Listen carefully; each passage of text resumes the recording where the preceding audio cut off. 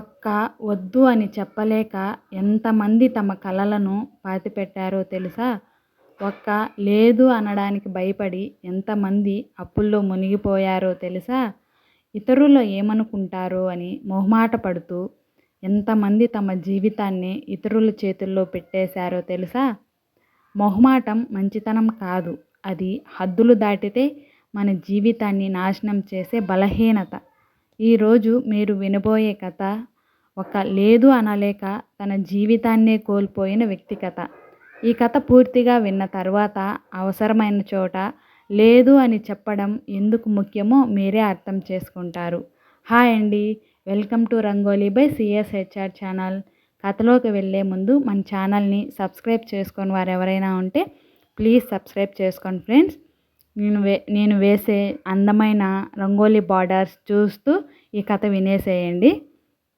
ఒక చిన్న గ్రామంలో రాఘవ్ అనే యువకుడు ఉండేవాడు. అందరికీ మంచి చేయాలని తపన. ఎవరు ఏ పని అడిగినా లేదు అని చెప్పేవాడు కాదు. అతని తండ్రి ఎప్పుడూ చెప్పేవాడు, మంచివాడిగా ఉండు, కానీ నీ మంచితనాన్ని ఎవ్వరికీ బలహీనతగా మార్చుకునే అవకాశం ఇవ్వద్దు అని. కానీ రాఘవ్ దాన్ని పట్టించుకోలేదు.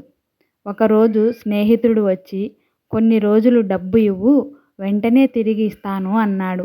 రాఘవ్ దగ్గర అంత డబ్బు లేకపోయినా అప్పు చేసి ఇచ్చాడు. ఆ డబ్బు తిరిగి రాలేదు.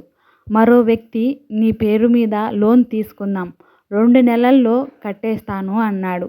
మొహమాటంతో ఒప్పుకున్నాడు. లోన్ కట్టకుండా ఆ వ్యక్తి పారిపోయాడు. ఈఎంఐలు మాత్రం రాఘవ్ మీద పడ్డాయి. ఇంట్లో వాళ్ళు అడిగారు, ఎందుకు ఇలా చేశావు అని. రాఘవ్ దగ్గర సమాధానం లేదు. కాలం గడిచింది. ఆఫీసులో కూడా ఇదే పరిస్థితి. అందరూ తమ పనులు అతని మీద వేసేవారు.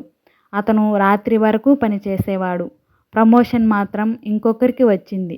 ఎందుకంటే పనిచేసిన వాడిని కాదు, తన విలువలను చెప్పుకున్న వాడిని గుర్తించారు. ఇంట్లో కూడా అందరూ రాఘవ్ ఉన్నాడు కదా అని ప్రతి బాధ్యత అతని మీదే వదిలేశారు. అతని ఆరోగ్యం పాడైంది, మనశ్శాంతి కరువైంది. ఒకరోజు ఆసుపత్రిలో ఒంటరిగా కూర్చొని ఒక మాట అనుకున్నాడు. ఇతరుల కోసం బ్రతుకుతూ నా జీవితం గురించి నేనెప్పుడూ ఆలోచించలేదు అని. అప్పుడే అతని పక్కన ఉన్న ఓ వృద్ధుడు అన్నాడు, బాబు, మంచివాడివి కావడం గొప్ప విషయం, కానీ ప్రతి ఒక్కరికి నచ్చాలని బ్రతికేవాడు చివరకు తనకే నచ్చకుండా మారిపోతాడు అన్నాడు.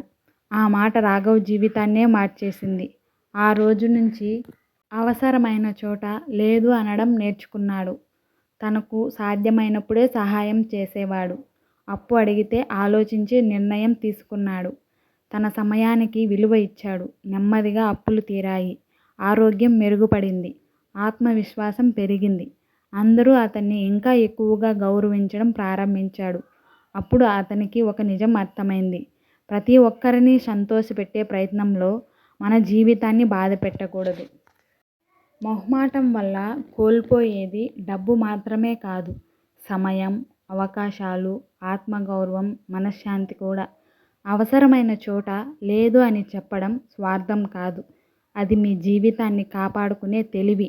గుర్తుంచుకోండి, మొహమాటానికి పోతే జీవితం నాశనమే, కానీ ఆత్మగౌరవంతో తీసుకున్న ఒక నిర్ణయం మీ జీవితాన్నే మార్చేస్తుంది. ఈ వీడియో, ఈ ముగ్గులు, ఈ కథ మీకు నచ్చితే లైక్ చేసి మీ ఫ్రెండ్స్కి షేర్ చేయండి ఫ్రెండ్స్. ఇలాంటి వీడియోస్ కోసం మన ఛానల్ని ప్లీజ్ సబ్స్క్రైబ్ చేసుకోండి. మీ జీవితంలో కూడా ఇలా మీరు కూడా ఫేస్ చేసి ఉంటే కింద కామెంట్ చేయండి ఫ్రెండ్స్.